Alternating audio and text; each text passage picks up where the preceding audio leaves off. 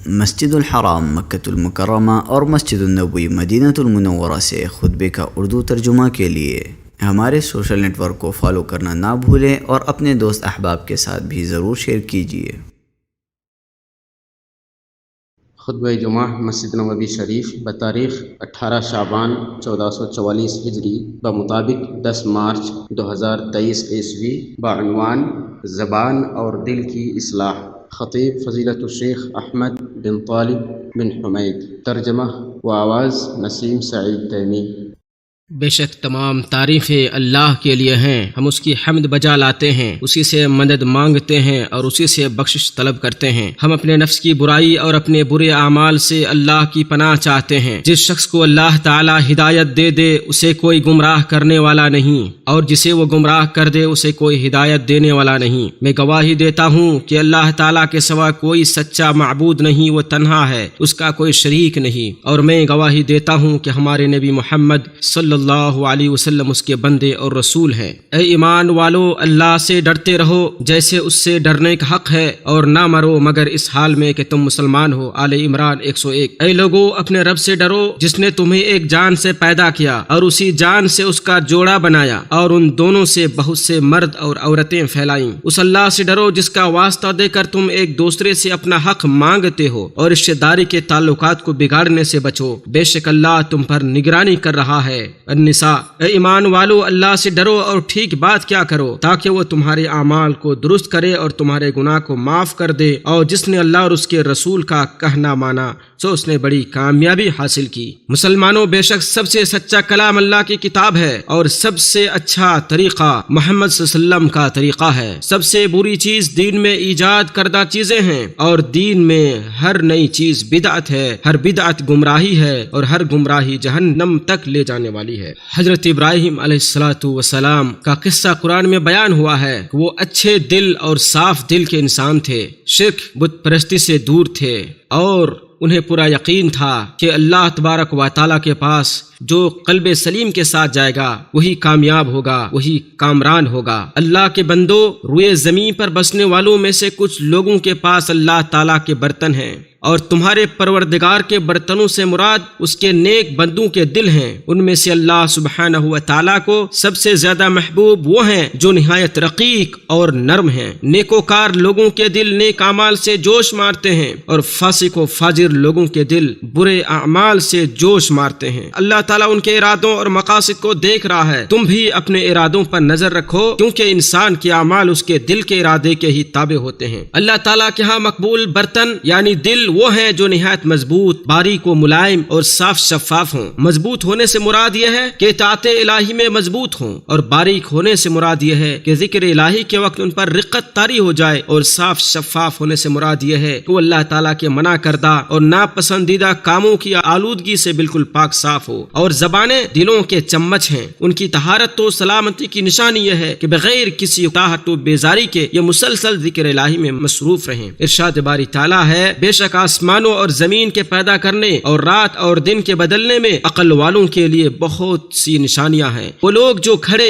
اور بیٹھے اور اپنے پہلوؤں پر اللہ کو یاد کرتے ہیں، اور آسمانوں اور زمین کی پیدائش میں غور و فکر کرتے ہیں۔ اے ہمارے رب، تو نے یہ بے مقصد پیدا نہیں کیا، تو پاک ہے، سو ہمیں آگ کے عذاب سے بچا۔ آل عمران۔ اسی دل سے ہی علم سیکھا اور سکھایا جاتا ہے، اللہ کے دین سے متعلق سمجھ بوجھ حاصل کی جاتی ہے، جیسا کہ نبی اکرم صلی اللہ علیہ وسلم نے ارشاد فرمایا، جب جنت کے باغیچوں کے پاس سے تمہارا گزر ہو تو چر لیا کرو۔ پوچھا گیا، جنت کے باغیچوں سے کیا مراد ہے؟ آپ نے فرمایا، ذکر الہی کی مجلسیں اور حلقے۔ اس سے مراد علم کی مجلسیں ہیں جن میں حلال و حرام اور احکام و مسائل کی وضاحت ہوتی ہے، اور لوگ اللہ تعالیٰ، اس کے اسماء و صفات اور اس کے اوامر و نواہی کے متعلق جانکاری حاصل کرتے ہیں۔ کسی مال والے کو اپنا مال کے ضائع ہونے کی اس قدر تکلیف نہیں ہوتی جس قدر ایک زندہ دل کو اپنے روزانہ کے ورد مثلا نماز، تلاوت اور ذکر و اذکار کے چھوٹ جانے کی وجہ سے ہوتی ہے۔ جس خوش نصیب کو بیداری اور ہوشیاری نصیب ہو گئی وہ اپنے ٹائم اور وقت کی حفاظت پر بہت حریص پایا جائے گا، اور مقروض آدمی کی طرح اپنے چلتے ہوئے سانسوں پر بھی اپنے نفس کا محاسبہ کرے گا۔ وہ اپنے اقوال و افعال کو درست کرے گا، اور رضا الہی کے حصول کی خاطر ان میں اخلاص پیدا کرنے کی پوری کوشش کوشش کرے گا۔ اور جو شخص اپنے قلبی لگاؤ کو اپنے رب کی طرف پھیر دیتا ہے اور دلی خواہشات و تمناؤں کو اکٹھا کر کے اپنے مالک کو مولا کے در پہ رکھ دیتا ہے تو اس کا پروردگار اس کے لیے کافی ہو جاتا ہے۔ جیسا کہ نبی صلی اللہ علیہ وسلم نے فرمایا، جس شخص نے آخرت کو ہی اپنا مطمع نظر بنایا تو اس کے لیے بکھرے معاملات کو اللہ تعالیٰ سمیٹ دے گا، اس کے دل کو آسودگی سے بھر دے گا اور دنیا اس کے پاس ذلیل و خوار اور رسوا ہو کر آئے گی۔ ارشاد باری تعالیٰ ہے، اور دین کے لحاظ سے اس سے بہتر کون ہے جس نے اپنا چہرہ اللہ کے لیے تابع کر دیا جبکہ وہ نیکی کرنے والا ہو اور اس نے ابراہیم کی ملت کی پیروی کی ہو جو ایک اللہ کی طرف ہو جانے والا تھا، اور اللہ نے ابراہیم کو خاص دوست بنایا تھا، اور اللہ ہی کا ہے جو کچھ آسمانوں میں ہے اور جو کچھ زمین میں ہے، اور اللہ ہمیشہ سے ہر چیز کا احاطہ کرنے والا ہے۔ نساء۔ اللہ رب العالمین ہمارے اور آپ سب کے لیے قرآن کریم کو باعث برکت بنائے۔ میں یہ بات کہتا ہوں اور اللہ رب العالمین سے مغفرت طلب کرتا ہوں، آپ لوگ بھی اللہ سے مغفرت طلب کیجئے، بے شک وہ معاف کرنے والا اور توبہ قبول کرنے والا ہے۔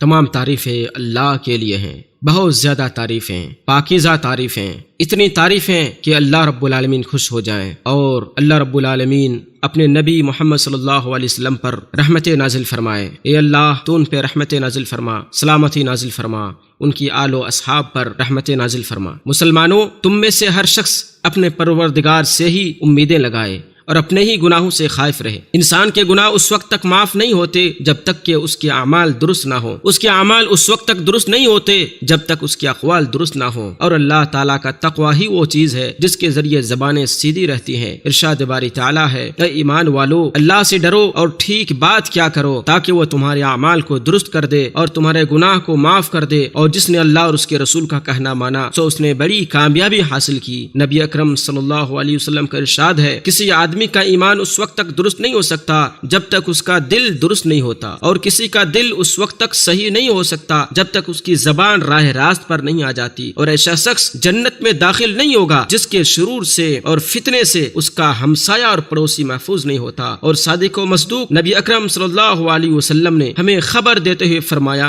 جب ابن آدم صبح کرتا ہے تو جسم کے سارے اعضاء زبان کے ساتھ عاجزی کے ساتھ التجا کرتے ہوئے کہتے ہیں، ہمارے سلسلے میں اللہ سے ڈرو، ہم تجھ سے جڑے ہوئے ہیں، اگر تو سیدھی رہی تو ہم بھی سیدھے رہیں گے، اور اگر تو ٹیڑھی ہو گئی تو ہم بھی ٹیڑھے ہو جائیں گے۔ ارشاد باری تعالیٰ ہے، بے شک وہ لوگ جنہوں نے کہا ہمارا رب اللہ ہے پھر خوب قائم رہے اور جمے رہے، ان پر فرشتے اترتے ہیں کہ نہ ڈرو اور نہ غم کرو اور اس جنت کے ساتھ خوش ہو جاؤ جس کا تم وعدہ دیے جاتے تھے، ہم تمہارے دوست ہیں دنیا کی زندگی میں اور آخرت میں بھی، اور تمہارے لیے اس میں وہ کچھ ہے جو تمہارے دل چاہیں گے، اور تمہارے لیے اس میں وہ کچھ ہے جو تم مانگو گے۔ یہ بے حد بخشنے والے نہایت مہربان کی طرف سے مہمانی ہے، اور بات کے اعتبار سے اس سے اچھا کون ہے جو اللہ کی طرف بلائے اور نیک عمل کرے اور کہے کہ بے شک میں فرما برداروں میں سے ہوں۔ اللہ کے بندو، آپ صلی اللہ علیہ وسلم پر درود و سلام بھیجو کیونکہ اس سے دل نرم ہوتا ہے، برکت نازل ہوتی ہے۔ اے اللہ ہمارے سردار و آقا محمد صلی اللہ علیہ وسلم پر رحمت نازل فرما، سلامتی نازل فرما۔ اے اللہ انہیں اعلی مقام عطا فرما،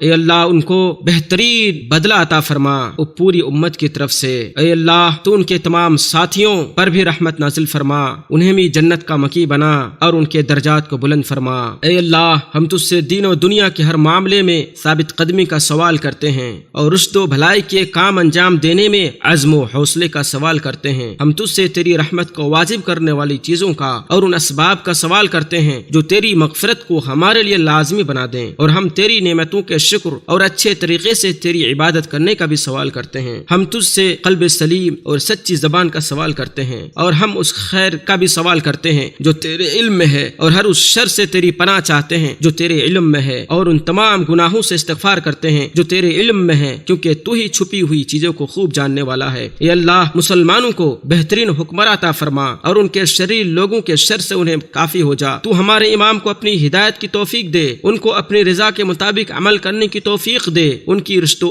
ہدایت انہیں الہام کر دے اور انہیں انہیں نیکوکار ناصح وزیر عطا فرما جو خیر و بھلائی کی طرف ان کی رہنمائی کرے اور اس میں ان کی مدد بھی کرے۔ اے اللہ تو ان کے ولی عہد اور ان کے تمام اعوان و انصار کو خیر کی توفیق عطا فرما۔ اے اللہ ہم آگ اور قبر کے فتنے اور عذاب سے تیری پناہ چاہتے ہیں، اور مالداری و ثروت کے فتنے اور فقر و فاقہ کے فتنے سے بھی تیری پناہ چاہتے ہیں۔ اے اللہ ہم دجالی فتنے کے شر سے بھی تیری پناہ چاہتے ہیں۔ اے اللہ ہمارے دلوں کو پانی، برف اور اولوں سے دھو دے، اور ہمارے دلوں کو گناہوں سے یوں پاک صاف کر دے جیسے سفید کپڑے کو تو نے میل کچیل سے پاک کیا۔ ہمارے درمیان اور ہمارے گناہوں کے درمیان اتنا فاصلہ کر دے جتنا فاصلہ مشرق و مغرب میں ہے۔ اے اللہ ہم سستی، کاہلی، بڑھاپے، قرض اور گناہ سے پناہ مانگتے ہیں۔ اے اللہ ہمارے رب تو ہمیں بھلائی عطا کر، آخرت میں بھی اور دنیا میں بھی۔ اے اللہ کے بندو، اللہ کا شکر ادا کرو، وہ تمہیں اور مزید نوازے گا۔